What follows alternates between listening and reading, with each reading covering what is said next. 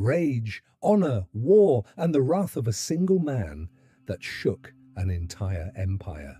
Welcome to the Iliad, one of the oldest and most powerful war stories ever told, where gods intervene, heroes clash, and a siege drags on for 10 brutal years, all because of a stolen queen and a warrior's wounded pride. The Iliad begins not at the start of the Trojan War, but near the end, in the 9th year of the siege of Troy.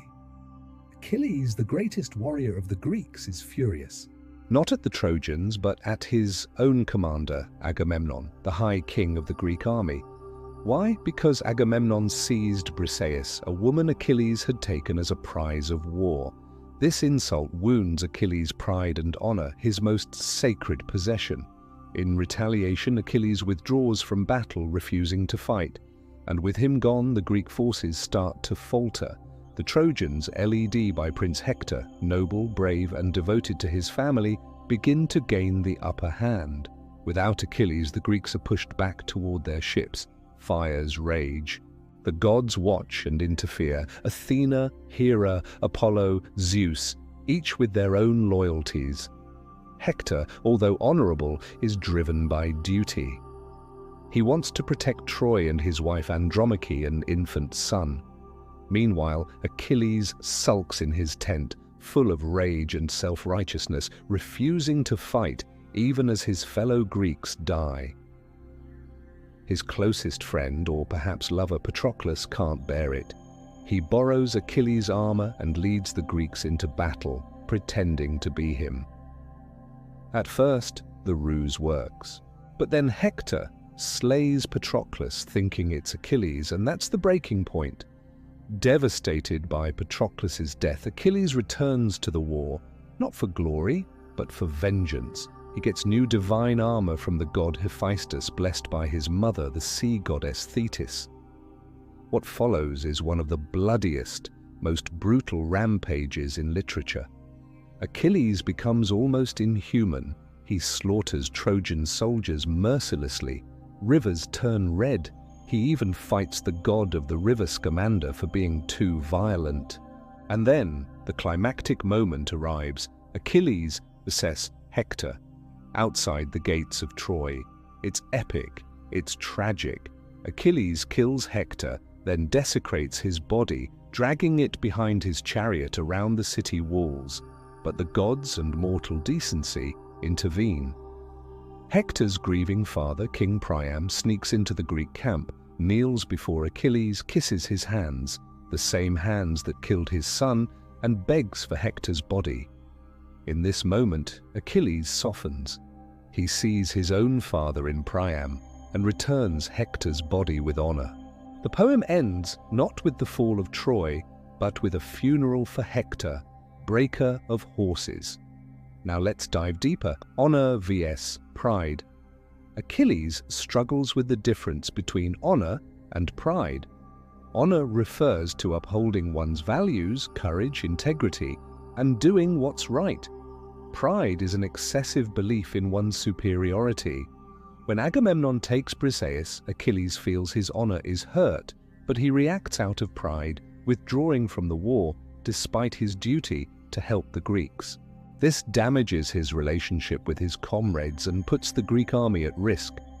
Achilles learns the hard way about the consequences of unchecked pride, mortality, and legacy. The threat of death hangs over every character. The gods frequently discuss who will die and how they'll die. Achilles grapples with his mortality more than once. As the poem progresses, we see Achilles display his vulnerabilities, showcasing Homer's message that even the greatest heroes are mortal. Achilles has the option to live a long life, but chooses glory instead. Immortal legacy. Achilles' choice has consequences for his legacy. We see the impact of his decision through the reactions of others. The gods debate whether Achilles will be remembered for his actions. Achilles' decision raises questions about the meaning of heroism and the nature of immortality. What is the worth of a hero's deeds if no one remembers them? The brutality of war. Homer doesn't shy away from showing the gruesome reality of war. The poem depicts the horrors of battle vividly, emphasizing the physical and psychological toll on the characters. There are graphic descriptions of violence, death, and suffering, challenging any romanticized notions of war. The poem consistently portrays the brutality of war, reminding us of its senseless waste and tragedy. Grief and humanity.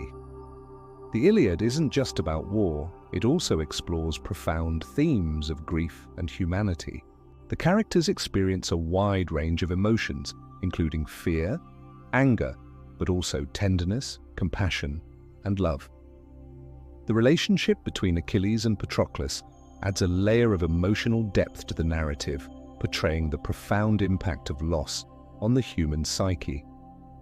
The poem's conclusion with Priam and Achilles emphasizes the shared humanity of even the most bitter enemies. It reminds us that beneath the armor of warriors, there are human beings capable of great suffering and great tenderness. Achilles vs. Hector, the ultimate showdown.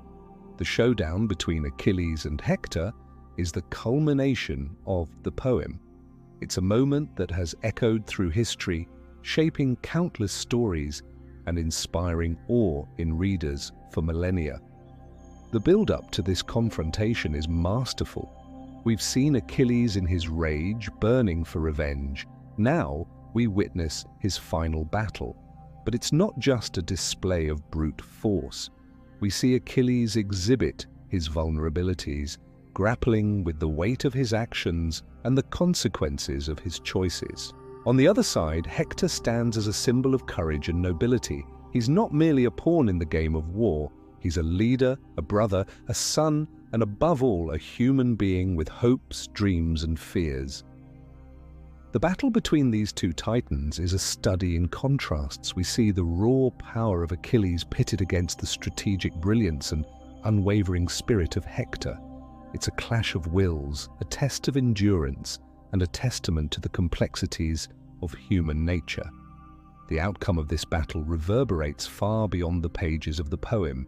It's a reminder of the fragility of life, the capricious nature of fate, and the enduring power of the human spirit in the face of adversity.